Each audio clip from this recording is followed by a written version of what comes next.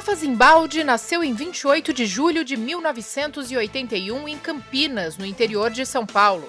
É graduado em Relações Internacionais e começou a vida pública muito cedo, aos 5 anos, acompanhando o pai, o deputado federal Salvador Zimbaldi, nas agendas políticas, parlamentares e também no Poder Executivo.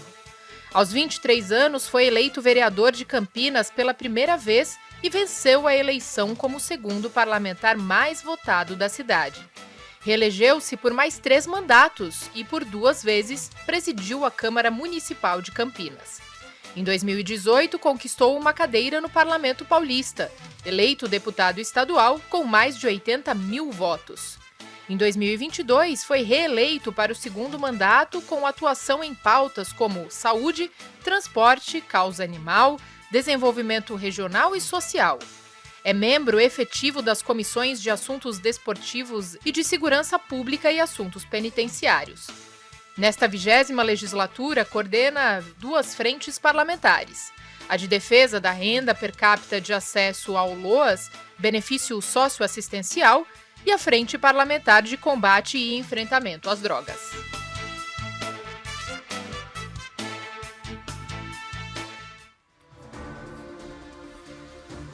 Olá, sejam todos muito bem-vindos, todas muito bem-vindas a mais um Conexão Paulista, o programa que aproxima você das decisões políticas do nosso estado, sempre levando informação de qualidade e, claro, interesse de toda a população.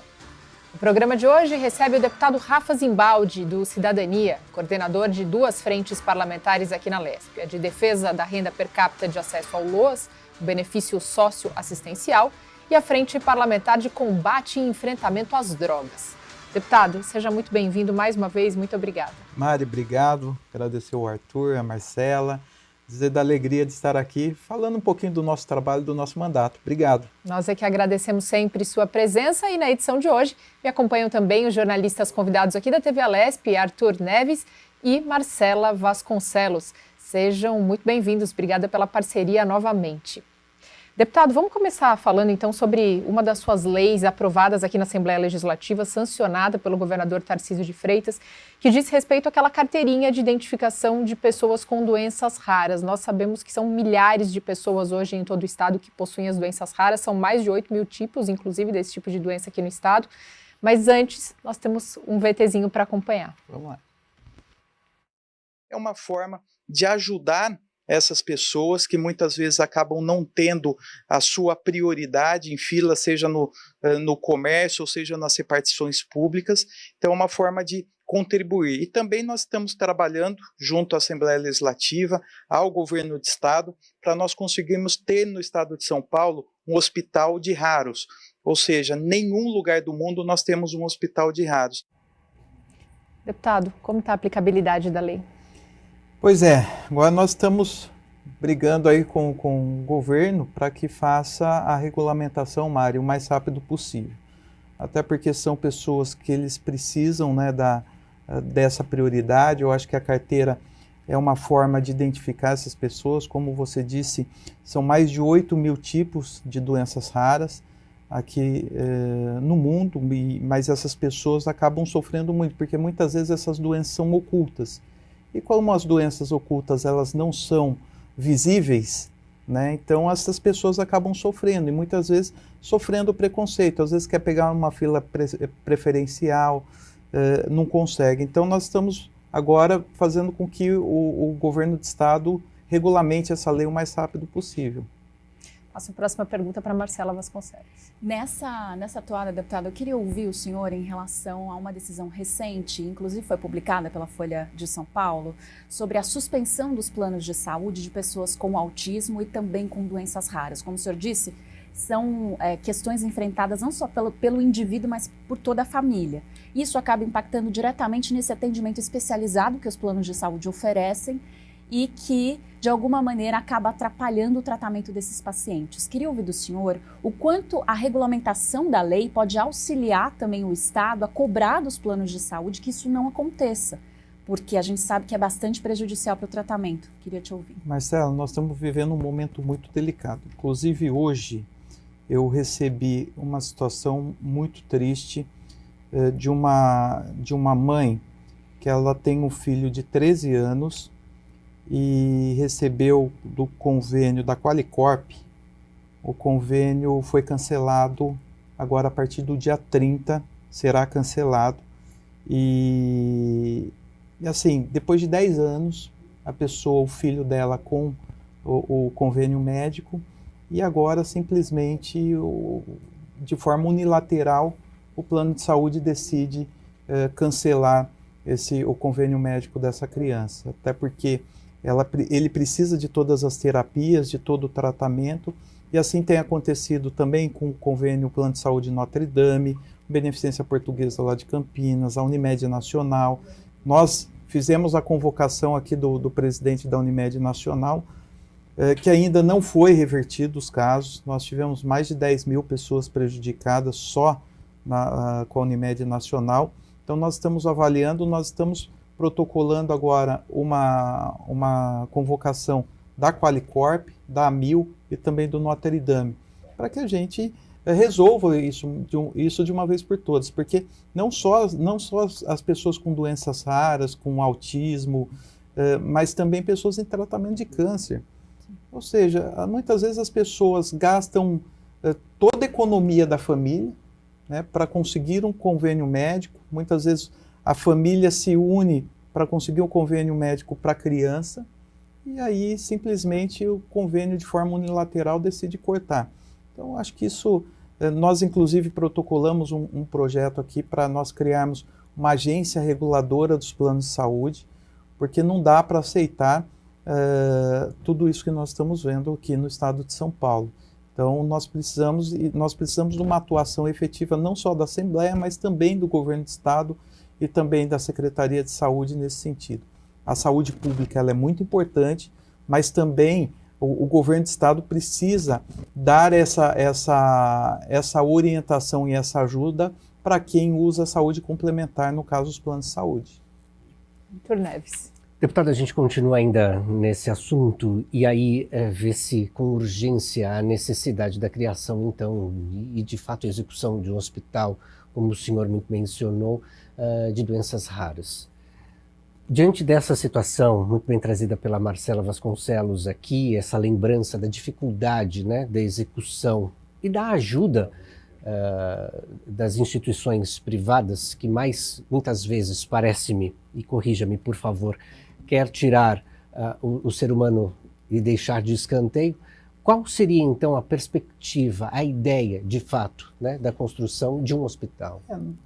A ideia, porque assim, muitas pessoas, Arthur, muitas vezes não descobrem que tem a doença rara. Como foi dito aqui, são mais de 8 mil doenças raras, tipos de doenças raras em todo o mundo, e muitas vezes essas pessoas têm a doença, sofrem com algum problema de saúde, mas não conseguem identificar por falta de médicos especializados, por falta de um atendimento, né, os exames necessários. E então a ideia é, a partir do momento que a pessoa está com dificuldade de descobrir qual é o seu problema na saúde pública ou na saúde complementar, né, normal, digamos assim, um hospital de raros, ele vai ter todo o regramento e todo o conhecimento para atender aquela pessoa. Então é necessário isso, porque muitas crianças, por exemplo, 40% das crianças com doenças raras, que nascem com doenças raras, morrem até os 4 anos e muitas vezes não sabem, a família não sabe qual era a doença, qual a doença rara que essa criança tinha. Então é super necessário, assim como é necessário a questão do centro de referência de autismo, nós precisamos de um hospital de raros. Isso está caminhando muito bem, o governo do estado já tem esse entendimento, a própria Prefeitura de São Paulo também tem esse entendimento para a construção e instalação de um hospital de raros aqui. Seria o primeiro hospital no mundo e eu acho que é um grande ganho para essa população. Deputado, ainda na esteira da saúde, aproveitando que o senhor deu mais uma vez o gancho aí para o autismo, teve uma campanha que o senhor realizou em Campinas, né, a região, digamos, berço do senhor, onde o senhor ocupou já uma série de cargos importantes, inclusive, O senhor realizou a campanha Ação Azul, a gente tem um trechinho também, foi retirado das suas redes sociais, a gente vai acompanhar, gostaria que o senhor falasse a importância desses voluntários, dessa ação realizada também, voltada à saúde das pessoas com autismo. Mais de 300 famílias sendo atendidas aqui. Ação Azul chegou na cidade de Campinas.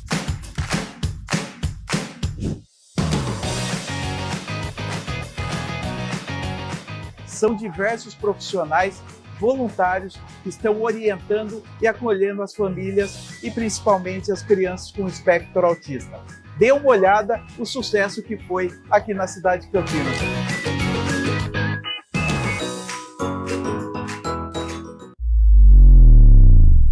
Deputado.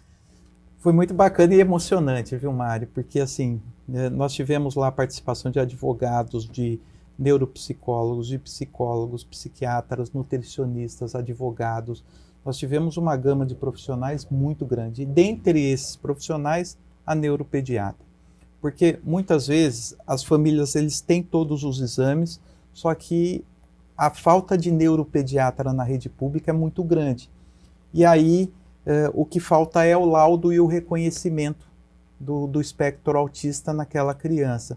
Então, para você ter uma ideia, atendemos aí, esse estava no começo, eu falei mais de 300 famílias, e a previsão era até 1 da tarde, nós ficamos até 8h30 da noite.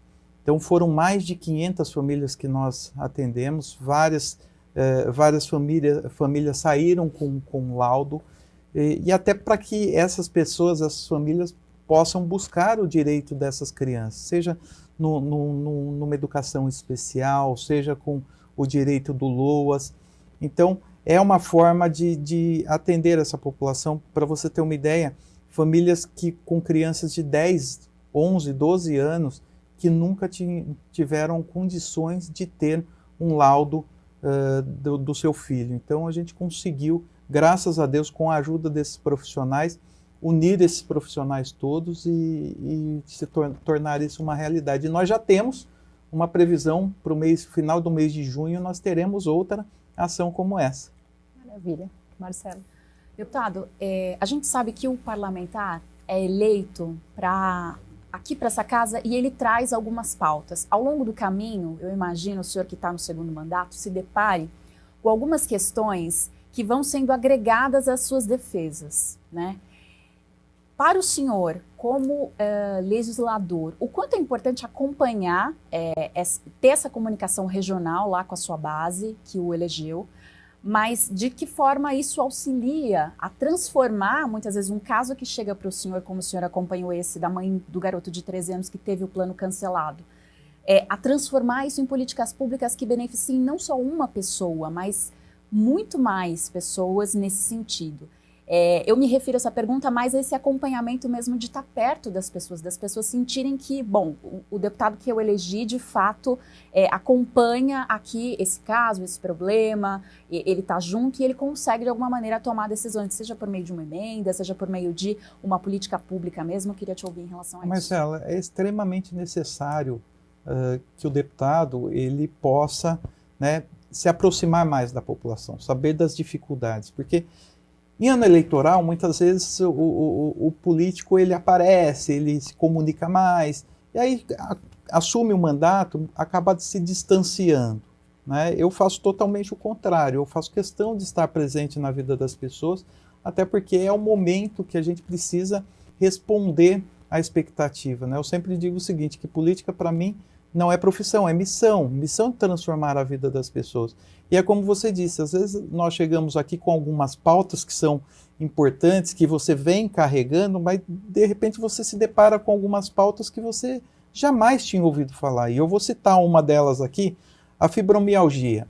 Eu nunca tinha ouvido falar sobre fibromialgia, eu não sabia o que era, e de repente olhando na rede social aqui, eu fui marcado numa postagem, se eu não me engano, do Rio de Janeiro ou Espírito Santo, eu fui marcado por uma pessoa de Amparo, de Indaiatuba, perdão, falando que tinha sido aprovada uma lei lá do reconhecimento dos fibromialgicos como PCD, pessoas com deficiência.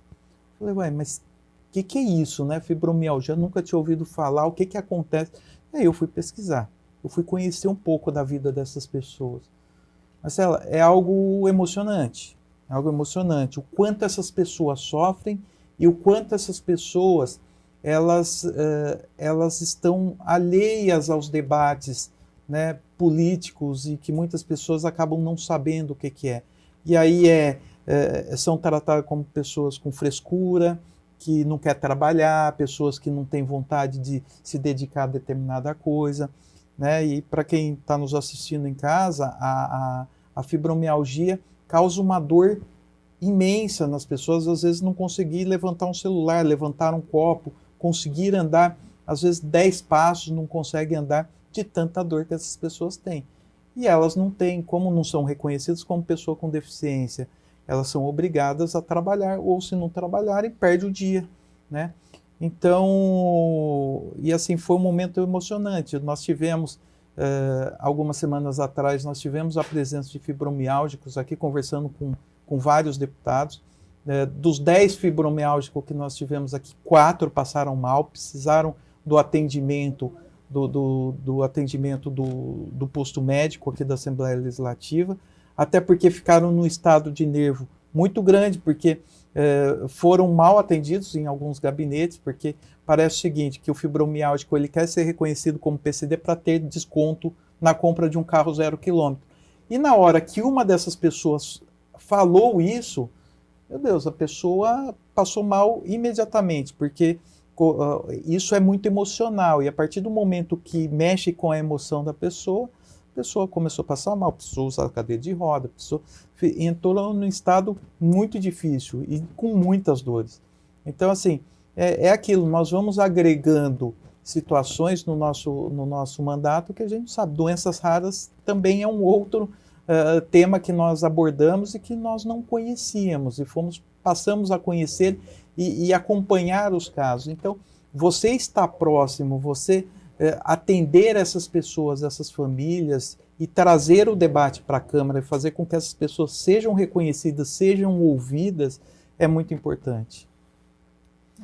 É possível observar que esta 20ª legislatura, deputado Mariana Marcela, os parlamentares estão cada vez mais próximos das pessoas. É um mandato muito mais humano, muito mais participativo. Haja vista o trabalho que o senhor vem desenvolvendo aqui na Assembleia Legislativa do Estado de São Paulo com a equipe do senhor. Diante dessa realidade, não é? Falando exatamente sobre, muito se fala sobre as crianças, né? As crianças com algum tipo de deficiência.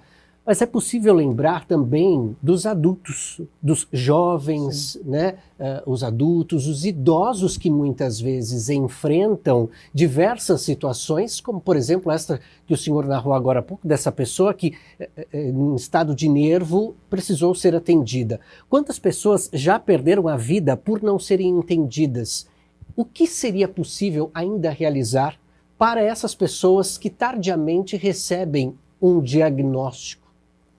Olha, primeiro assim, o Estado se adequar, Estado, município, governo federal se adequar a essas necessidades, que muitas vezes passaram, né, de forma muito alheia, né? Você pega, eu tive agora recentemente, também lá em Campinas, uma reunião com a comunidade surda. A gente acaba nunca se vendo, o Arthur, na pele daquela pessoa. Né? O quanto é difícil. Imagina você, se você pega um deficiente físico, um deficiente visual, uma pessoa mais idosa com dificuldade de locomoção, quando vai no médico, ela consegue, né, se comunicar. A comunidade surda não tem como. E às vezes, aí você falou das pessoas mais idosas, os adultos, ela tem a sua independência, mas chega num posto de saúde, chega num hospital, não consegue conversar. Aí ela precisa fazer o quê? Pegar o celular, trocar mensagens com o médico para falar o que ela está sentindo, né? Então, assim, porque não tem nenhum tipo de amparo do poder público. Então, o que o poder público ele precisa se conscientizar? Que essas pessoas também são pagadores de impostos, essas pessoas precisam de atendimento, precisam de acompanhamento, precisam de suporte, né? Falamos aqui do autismo. Hoje a educação para autistas ou para outras deficiências, para educação especial, está muito deficiente. Seja escola pública estadual, seja escola pública municipal, não tem hoje qualquer tipo de acompanhamento, de qualquer tipo de inclusão, né? Então, hoje, infelizmente, nós estamos aqui debatendo a implantação da escola cívico-militar. Assim, a gente precisa fazer com que as escolas sejam mais inclusivas, né? Não simplesmente um depósito de crianças. Quando a gente fala em escola em tempo integral, nós precisamos falar que a educação tem que ser integral e não o tempo tem que ser integral, porque muitas vezes as crianças ficam dentro da escola, entra às 7 da manhã, sai às 5 da tarde, mas não tem um direcionamento, não tem uma educação de qualidade, não tem a orientação. E aí você pega essas pessoas com deficiência, aí elas não podem sair da escola, mas aí não tem tempo para fazer a terapia, não tem tempo de fazer os acompanhamentos complementares necessários e não pode sair da escola. Então, assim, quando você fala num Estado inclusivo, aí eu falo governo federal, estadual e municipal, é você dar a oportunidade dessas pessoas terem um atendimento digno.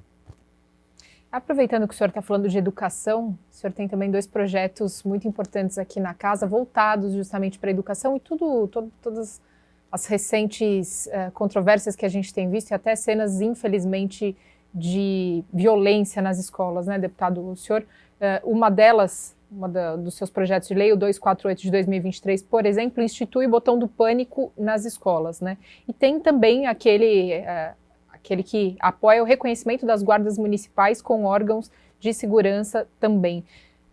E ainda o que quer policiais militares, civis e GCMs nas escolas. Quer dizer, pensando muito sempre na segurança, mas com esse viés para a educação também, né, deputado?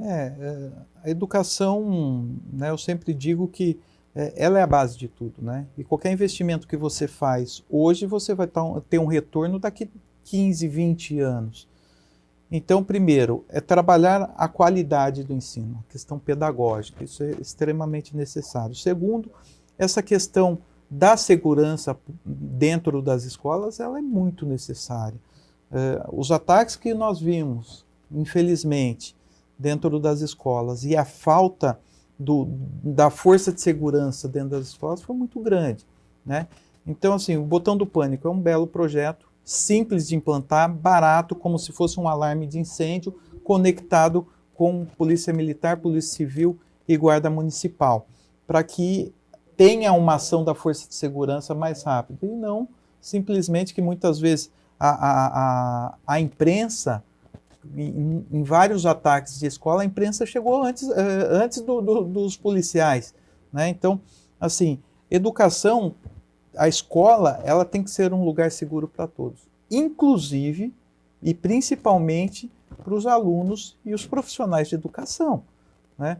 Então, você vê que hoje os professores, na minha época, eu sempre estudei em escola pública, mas os professores, eles tinham uma autonomia e tinham autoridade dentro de sala de aula. Hoje a gente não vê mais isso. Recentemente, vou resguardar aqui a denúncia, nós encaminhamos isso para a Secretaria de Segurança, mas recentemente eu recebi um vídeo de alunos usando droga dentro de sala de aula com o professor lá, e o professor não podendo, né, chamar a atenção.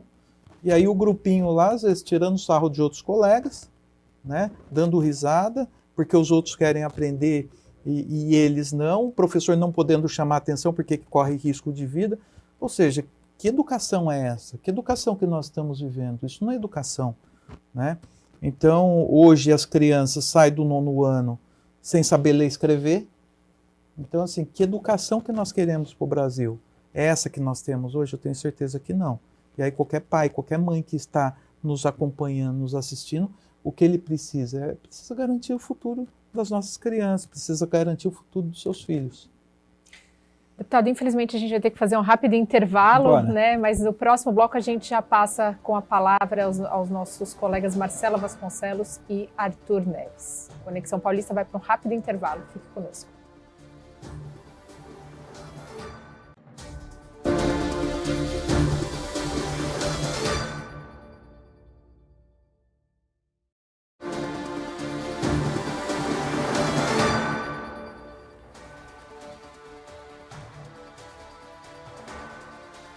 Estamos de volta com o segundo bloco do Conexão Paulista, hoje recebendo o deputado estadual Rafa Zimbaldi, do Cidadania. Mais uma vez agradecendo demais, deputado, pela presença. Obrigado, viu, Mari? E agradecer a todos vocês que estão nos recebendo aqui, as pessoas que estão nos assistindo em casa. Quero fazer um registro aqui, estou recebendo um jovem hoje, o Victor Pamplona. Nós falamos no bloco anterior sobre educação, né? Eu lancei um quadro dentro das minhas redes sociais, diz aí jovem na Assembleia Legislativa, né, para fazer com que os jovens se interessem mais pela política, pelo processo democrático. Então hoje nós estamos recebendo o nosso primeiro jovem aqui, que com 21 anos, ele é da cidade de Campinas também, meu conterrâneo, então conhecendo as dependências da casa aqui. Sejam muito bem-vindos, então, não só o Vitor hoje, mas todos os jovens que virão a partir de agora. Nós abrimos esse bloco, então, claro, direcionando a primeira pergunta para Marcela Vasconcelos. Deputado, sobre esse assunto, sobre jovens, sobre futuro da política, sobre a gente pensar que o Brasil depende dessas novas gerações. O senhor lá atrás foi um jovem que acompanhou o seu pai nessa trajetória política e teve uma carreira bastante significativa na região de Campinas, que o trouxe aqui para a Assembleia Legislativa de São Paulo. A gente falava no bloco anterior sobre a necessidade de olhar para a educação, para as escolas de São Paulo, em relação ao preparo desse jovem para o futuro, né? O futuro profissional. Mas eu queria falar do aspecto social também, da gente levar talvez propósito, cidadania, para potencializar esses jovens a se interessarem pela política, para de alguma maneira contribuírem dentro das suas áreas, né, porque todos nós somos agentes políticos, a melhorar, né, talvez a nossa sociedade, até uma forma utópica de pensar, mas eu acredito que quando alguém se elege também pensa dessa forma. Queria ouvir do senhor o quanto essas oportunidades precisam ser dadas e levar um pouco essa aproximação do parlamento, né, da política de uma forma geral, também para essas novas gerações. Marcelo, eu sempre digo que todos nós fazemos políticas, né? Alguns fazem a política partidária, de mandato eletivo, assim como eu aqui na Assembleia, mas vocês fazem a política da imprensa, o jovem faz a política estudantil. Então, assim, todos nós fazemos a política e não necessariamente a política, né, a política partidária, a política inclusiva. E tem algo que me marca muito, né, que me emociona muito. Eu sou nascido em Campinas, eu venho da periferia de Campinas, nasci lá no distrito do Ouro Verde. Confessar a minha idade aqui, né, estou com 42 agora, mas nasci em 1981. O bairro muito carente quando eu nasci, sem saneamento, sem estrutura, sem asfalto, sem iluminação. E assim, a gente sabe o quanto falta oportunidade aos jovens, oportunidade às pessoas, principalmente quando a gente fala de profissionalização. Nós falamos aqui de educação, mas se ele não tiver uma base educacional e se ele não tiver uma qualificação profissional, que futuro terá esse jovem? E aí nós iniciamos, no início de 2001, nós iniciamos um trabalho em Campinas chamado Projeto Jovens do Futuro. Foi um trabalho inicialmente realizado com as crianças, e quando nós iniciamos esse trabalho, nós recebíamos as crianças e as mães ficavam do lado de fora, ali na calçada, conversando, papiando, né, trocando ideia. Aí veio aquele negócio, né, aquele estalo. As crianças, ok, estão sendo, né, estão tendo um suporte, mas essas mães? Né, qual é o suporte que nós estamos dando a elas? E muitas mães, jovens, e com futuro pela frente. Né, porque a época que nós montamos, o número de jovens de 15, 16 anos tendo filho era enorme. Né? Hoje a pirâmide etária tá mudando, né? Mas antes nós tínhamos um número de jovens engravidando sem a orientação, e foi aí que nós começamos, primeiro com curso de artesanatos, começamos com bordado, com pintura, e o projeto Jovens do Futuro foi crescendo, e hoje é o maior trabalho social da cidade de Campinas com qualificação profissional. Então hoje nós temos curso de cabeleireiro, de manicure, de secretariado, de auxiliar administrativo, de cuidador de idosos, de informática. Aí para as crianças nós temos balé, dança, línguas, informática também.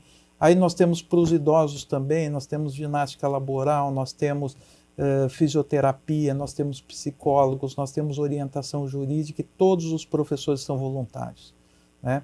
Sem receber um centavo de dinheiro público. O projeto social ele é mantido com voluntários e com empresários da região, né? O nosso distrito do Ouro Verde tem 350 mil habitantes. É o maior distrito do país em número de habitantes.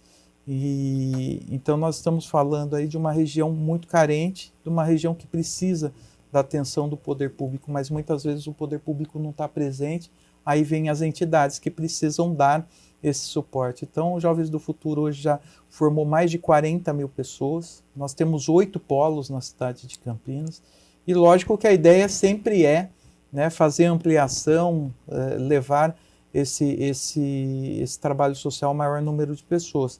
Eu sempre digo, né, se todos os políticos fizessem um trabalho social, seja como esse ou qualquer outro trabalho social, com certeza a realidade do país seria outra, né? Então, o que nós precisamos é incentivar para que essas pessoas possam, se não ter trabalho social, mas incentivar as entidades, que as entidades sofrem demais, sofrem com falta de recursos, sofrem com falta de atendimento, com falta de ajuda do poder público, com falta de financiamento.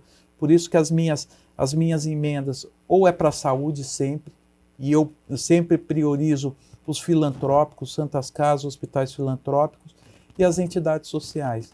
A PAI, a DACAMP, Casa da Criança Paralítica, são entidades que têm uma história, né, e que atendem as nossas crianças e jovens de maneira excelente. É tudo. Deputado, permita-me, por favor, regressar a um assunto que o senhor disse no primeiro bloco, também tinha a ver ali com a educação, que a Mariana trouxe também. E vou me ater e me prendi a uma palavra que o senhor utilizou agora há pouco sobre profissionalização. E aí trago também uma outra palavra que é reconhecimento. O jovem quer reconhecimento, o aluno quer reconhecimento, o empregado quer reconhecimento. Recentemente, há mais ou menos 1 mês e meio, acompanhei inclusive uma audiência pública que o senhor realizou aqui na Assembleia Legislativa e trazendo essa questão da profissionalização, do reconhecimento das GCMs, ou melhor, das Guardas Civis Metropolitanas, da Guarda Civil Metropolitana. Como é que está essa discussão agora, deputado, aqui no Parlamento? A Guarda Municipal, Arthur, ela foi inicialmente criada para cuidar dos bens públicos, para proteger os bens públicos. Só que com o passar do tempo, né, a gente descobriu que o maior bem público de um município que o município pode ter, quem que é? É a sua própria população, né? E a Guarda Municipal começou a ter um papel muito importante dentro da segurança pública. Tanto é que o Supremo Tribunal Federal reconheceu as guardas como força de segurança pública, só que os governos, nenhum estado ainda passou a reconhecer essas guardas municipais como força de segurança. Inclusive temos municípios que sequer permite o guarda municipal andar armado, né? Fazer a segurança da população. Então, nós estamos fazendo um trabalho aqui, protocolamos um projeto, trouxemos a Secretaria de Segurança Pública para dentro dessa discussão, as próprias guardas municipais, para que eles sejam também reconhecidos como uma força de segurança do Estado de São Paulo, logicamente direcionada pelo município, mas com recursos e ajuda do governo do Estado. Então, nós temos um fundo de segurança pública específico para as guardas municipais, onde as guardas municipais passaram por treinamentos específicos, e pode ser através da CADEPOL, né, Academia de Polícia do Estado de São Paulo, né, com todo o treinamento específico para que ele possa, né, atuar combatendo a criminalidade, combatendo o tráfico de drogas. Então, assim, foi um sucesso a audiência pública, nós tivemos aqui mais de 100 guardas participando, e isso já se tornou uma referência em todos os estados, para o Brasil, né, vários deputados de outros estados estão buscando esse exemplo aqui, o projeto aqui, buscaram inclusive a audiência pública que nós fizemos. No dia da audiência pública, nós tivemos gente de Minas Gerais participando, do Rio de Janeiro, do Espírito Santo, do Amazonas, ou seja, é bacana, né, você primeiro ver o trabalho sendo reconhecido, os guardas sendo valorizados, né, e eles possam buscar todos os direitos deles. E, infelizmente, para vocês terem uma ideia, a gente sabe que, assim como todos, a força de segurança, aquele que é policial, ele também sofre as suas penalidades quando ele comete algum tipo de crime. O guarda municipal, ele é o único, por exemplo, que se ele cometer algum crime, né, ou por um problema específico, porque muitas vezes numa troca de tiro ele é condenado, né, trocando um tiro com bandido, ele muitas vezes ele pode ser condenado, só que ele não tem presídio específico, por exemplo. Aí ele vai para o presídio comum. E aí, os presos pegam quem como troféu? Pega aquele guarda municipal que representa para toda a população. O guarda municipal também representa a força de segurança pública. Só que o único que não reconhece são os estados. Então, esse projeto agora está tramitando. Nós temos conversado muito com os deputados e também com o governador para esse reconhecimento e essa transformação das guardas municipais como uma polícia municipal. Deputado, ainda na esteira da segurança, o senhor coordena, uma das frentes parlamentares que o senhor coordena aqui na Assembleia Legislativa é de combate e enfrentamento às drogas.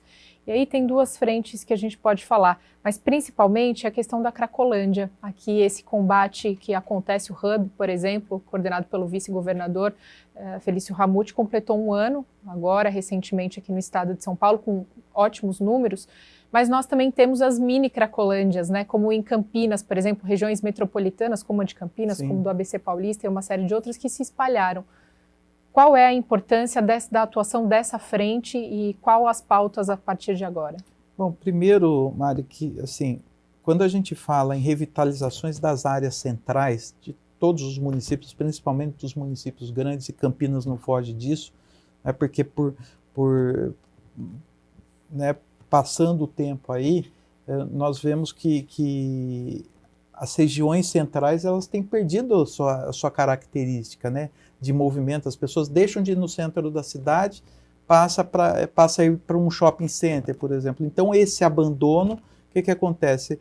A criminalidade avança, o tráfico de drogas avança, e também as pessoas que são dependentes químicos acabam indo para esses lugares. E nós temos em Campinas, hoje, infelizmente, um número muito grande que tem aumentado a cada dia de pessoas que estão em situação de rua. E a exemplo aqui do Hub Social, que eu tenho acompanhado muito de perto isso, nós temos a maior e melhor comunidade terapêutica do Brasil dentro da cidade de Campinas, que é o Instituto Padre Haroldo, que é uma referência. Eles fizeram a coordenação do projeto Recomeçar aqui no estado de São Paulo, quando foi implantado. E o Hub Social aqui em São Paulo tem sido um sucesso. Primeiro, que a ideia é levar isso para todas as regiões do estado de São Paulo. O que é o Hub Social? É a união do poder público com as entidades sociais. Então você junta a Secretaria de Saúde, a Secretaria de Segurança Pública, de Assistência Social, de Trabalho e Renda, junto com as organizações sociais, entidades, seja elas civis ou religiosas, e também as comunidades terapêuticas. E cada pessoa em situação de rua, ela tem um determinado problema. Ela está na rua, a grande maioria, mais de 90%, ela está na rua por conta da dependência química, mas tem algum motivo que levou ela para lá, que levou ela para essa dependência química. Seja um problema de desilusão amorosa, um problema da questão financeira, uma briga familiar. E isso levou e faz com que essas pessoas procurem os grandes centros. Eles saiam das suas cidades e procurem os grandes centros. São Paulo começou assim, Campinas está no mesmo caminho. Então, o que nós precisamos? Antes de tratar de revitalização das áreas centrais, primeiro nós precisamos revitalizar e restaurar essas pessoas, para que essas pessoas estejam prontas para voltar à sociedade, né? Então, eu fiz agora como presidente e coordenador da frente parlamentar, a gente tem conhecido, infelizmente o Brasil é o número 1 em consumo de crack, número 2 em consumo de cocaína no mundo, né? Nós estamos acompanhando e agora nós estamos participando de um projeto muito bacana na cidade de Campinas, que é um projeto ligado à PUC Campinas, a universidade, que está sendo feita junto com as entidades e também com a Catedral Metropolitana, que a Catedral é onde tem o maior número de pessoas em situação de rua, que é o projeto Levanta-te e Anda. É o acolhimento dessas pessoas, né, para que essas pessoas sejam resgatadas, tenham um direcionamento.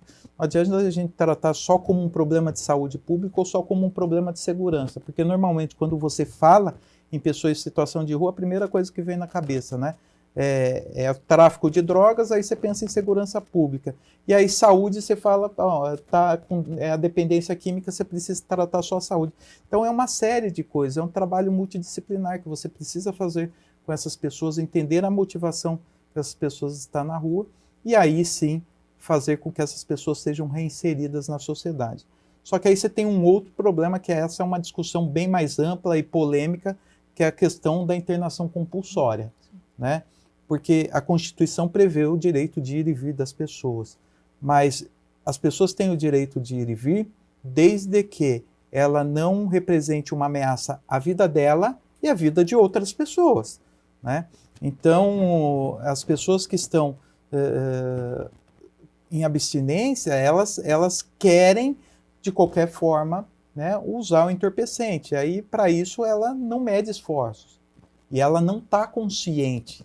Ela não está em plenas condições de decidir aquilo que é bom a ela, aquilo que é bom a outra pessoa. E muitas vezes aí vem o crime, né, cometido por essas pessoas. Às vezes um pequeno furto, mas às vezes tirando a vida da outra pessoa.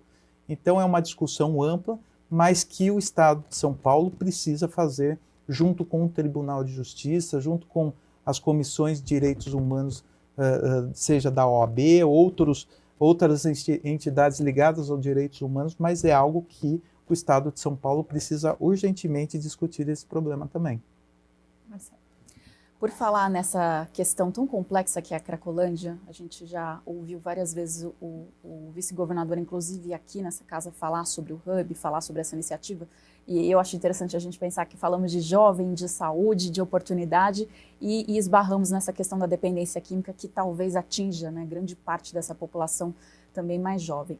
Mas a minha pergunta vai muito sobre o senhor dizer que acompanha de perto o Hub e queria ouvir da tua relação, a gente viu uma foto do senhor com o governador Tarcísio de Freitas, da tua relação com o governador Tarcísio, com o vice e com os secretários, porque se a gente pensar e resumir a atuação do Rafa Zimbaldi aqui na LESP, eu, que acompanho muito comissão, frente parlamentar, Arthur, a gente vê que é segurança e saúde, deputado. Como é que é essa relação com esses secretários em particular, para talvez fazer as coisas que o senhor pensa aqui dentro, que de fato saiam do papel e tenham uma atuação mais objetiva, ou seja, esse diálogo eu imagino seja muito importante.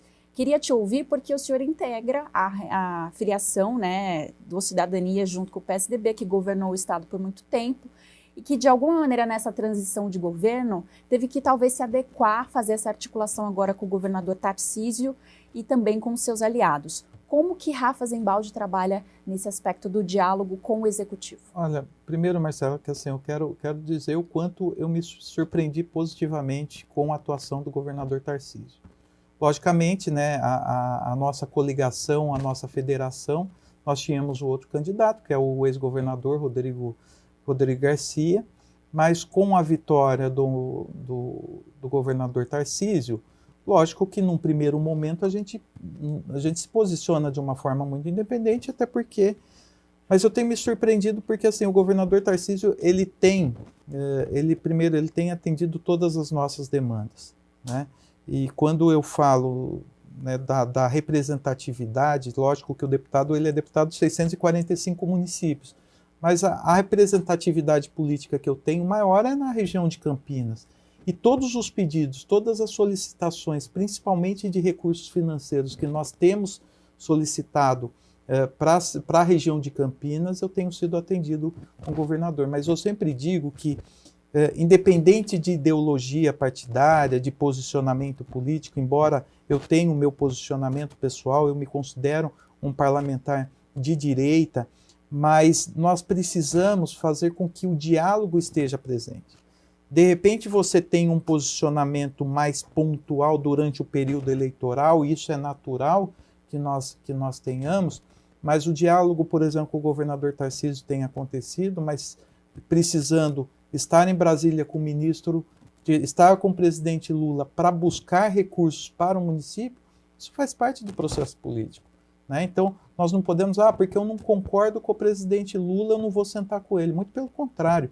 E eu tenho certeza que, além de receptivo, ele vai atender as demandas, porque a gente precisa colocar o município e a vida da população acima de qualquer ideologia partidária, né? Então, essa filosofia, ela tem que ser restrita ao período eleitoral, ao posicionamento eleitoral.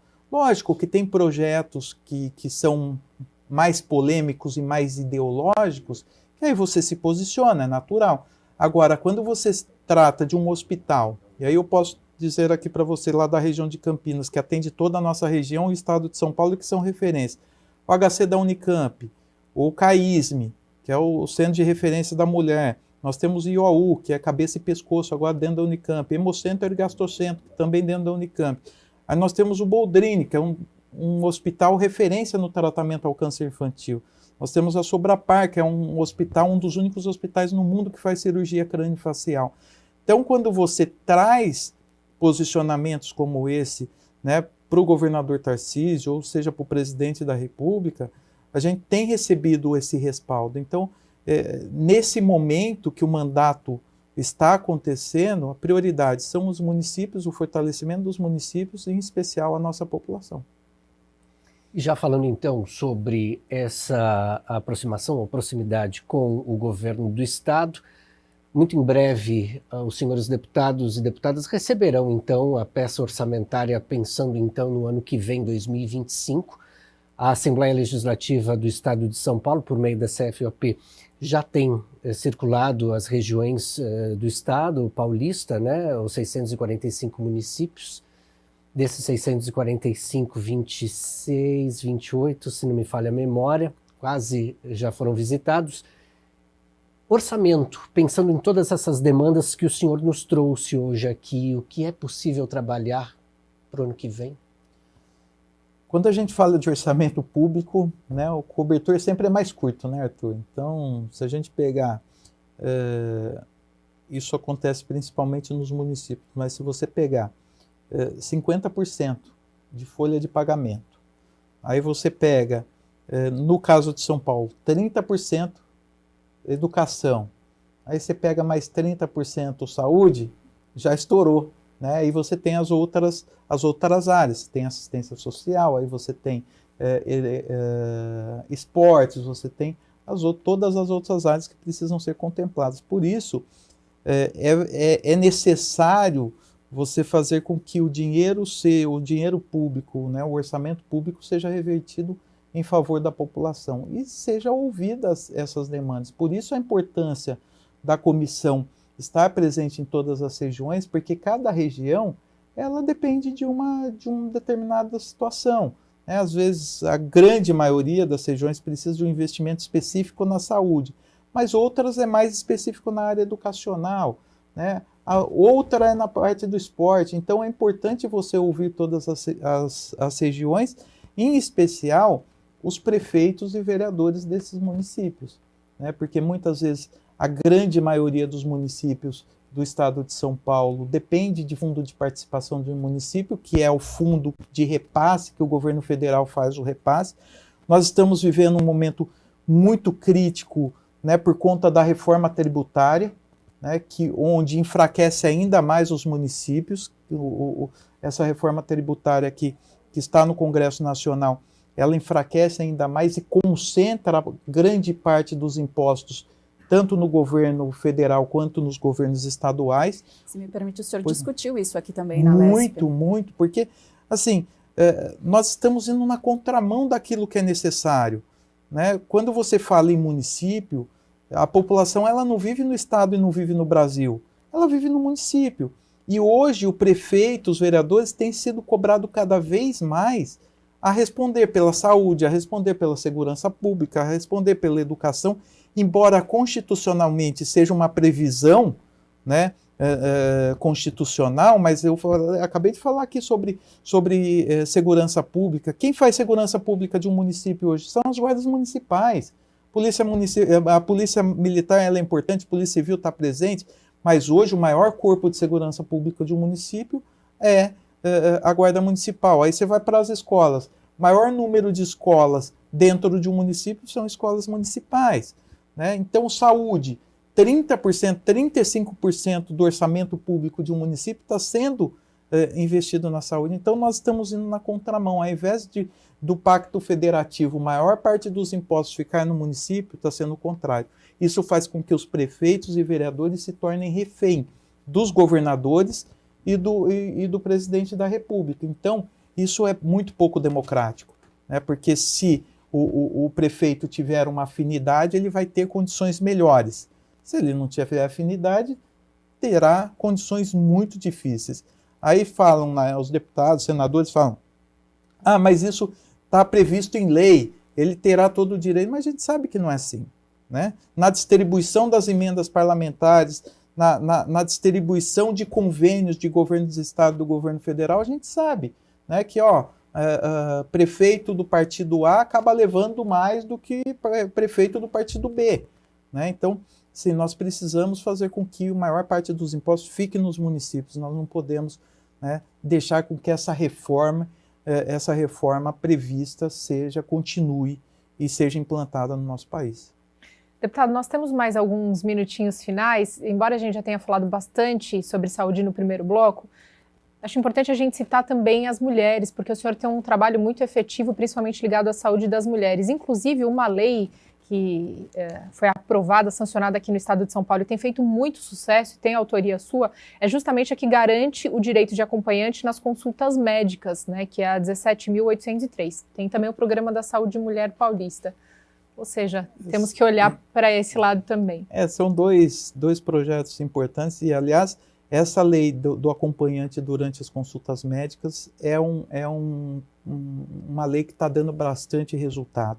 Aí eu tenho recebido um feedback muito grande nisso, porque muitas mães, de meninas principalmente, têm dado esse retorno ao nosso gabinete, dizendo o seguinte, quando eu ia num hospital público, o ginecologista não permitia que eu entrasse, né? E a gente sabe que a violência contra a mulher está na rua, está dentro de casa, mas também está nos consultórios médicos, né? E lógico que a gente não pode generalizar, mas é um direito de todas as pessoas a ter um acompanhante, né? Aqui, antes de entrar no ar, que a gente está falando sobre maternidade, sobre gravidez, eu tive a oportunidade e fui respeitado pelo ginecologista, obstetra da minha esposa, que eu participasse de todas, né, de todas as consultas médicas. Lógico que a minha esposa também gostaria, mas a gente vê que isso não é uma ação de todos os médicos, infelizmente. Então, e é algo tão simples, né, deputado? É um ato simples, é um ato simples e que garante, né, o direito e a segurança daquela mulher, né? Então, é algo que tem de forma muito positiva. Hoje, grande parte de consultórios médicos já tem a plaquinha falando da lei que garante, né, o acompanhante durante as consultas médicas, e esse programa da saúde da mulher também, que é algo muito importante, né, Mari, porque nós temos em Campinas a grande referência do Hospital da Mulher, que é o CAISM, né, o Centro de Referência à Mulher, que faz um trabalho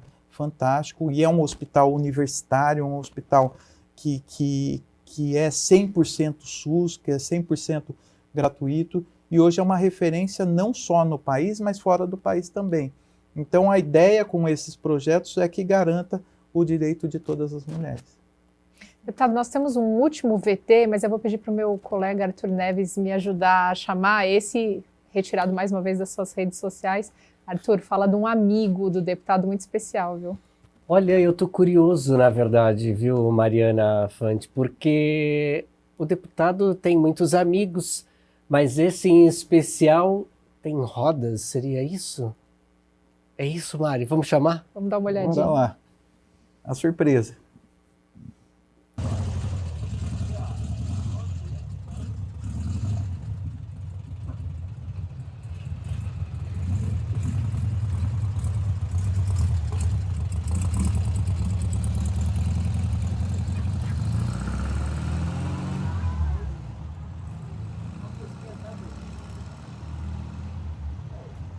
Tá aí, essa é uma das paixões do deputado Rafa Zimbaldi. São Fuscas, deputado. Quantas viagens ou qual a maior distância que o senhor já fez? Olha, Mari e Arthur, Marcela, eu tenho uma paixão por antigo mobilismo, né? Fusquinha é minha paixão. Eu tive um Fusquinha em 1963, esse é 1966 que nós viemos aí. Mas assim, é um hobby que eu tenho já há muito tempo, que passou de pai para filho, né? Meu pai, ele sempre foi apaixonado. Eu sou um dos fundadores do Clube de Carro Antigo de Campinas, né, que é o V8 e Companhia, e que é uma das paixões. Eu tenho duas grandes paixões e dois grandes hobbies, né, que é carro antigo e aviação. São duas paixões que eu tenho. Sou piloto de avião também, mas que eu gosto muito. Eu não sei falar para você qual a maior distância que eu fiz, mas eu já andei bastante. Porque o Fusca não ajuda, né? É perigoso. Mas nada que com um pedaço de arame e um alicate no porta-luva, nada que não resolva o problema. Mas eu sou apaixonado por carro antigo, então meu irmão é colecionador de Opala, o meu pai tem um Cadillac 1961, Fleetwood 4 portas, sem coluna, então é uma paixão, o carro é uma paixão para mim. E mais uma coisa que passou de pai para filho, né? Assim como a política também. É isso, a política também. A aviação, com exceção da aviação, foi a única coisa que veio de mim mesmo, entendeu? Não foi algo que eu me espelhei em alguém. Foi um fato marcante. Eu me apaixonei pela aviação quando ainda adolescente, que eu andei pela primeira vez de avião quando eu fui fazer uma viagem e aí eu precisei retornar numa situação muito triste, que foi o falecimento do meu avô. Só que durante o período, né, de viagem até a chegada na cidade de Campinas, foi uma coisa muito bacana, porque aí eu fui ver o que era aviação, né, e veio a paixão por voar também. Então isso, aí o meu avô que foi o grande responsável por isso, né? Não num momento muito feliz dele, né, e nosso também, por conta da tristeza do falecimento dele, mas foi um momento que eu aprendi a gostar da aviação, foi ali. E mais um pouquinho então do deputado Rafa Zimbaldi. Mais uma vez, deputado, agradecendo demais a sua presença e todos os esclarecimentos no programa. Mari, obrigado pela atenção, obrigado Marcela, obrigado Arthur. Agradecer a todos que nos assistiram, sempre me colocando à disposição e convidando todas as pessoas para acompanhar o nosso trabalho através das nossas redes sociais, @Rafa Zimbaldi. Obrigado, viu? Agradeço também a presença dos jornalistas convidados de hoje, Arthur Neves e Marcela Vasconcelos, aqui da Rede Alesp. Mais uma vez, muito obrigada no programa de hoje. E, claro, a você que nos acompanhou, seja pela TV ou pela internet, tem aquele recadinho, você já sabe, né? Conexão vai ao ar toda quinta-feira às 9 horas da noite, uma entrevista exclusiva em nosso programa. Muito obrigada pela companhia, até o próximo.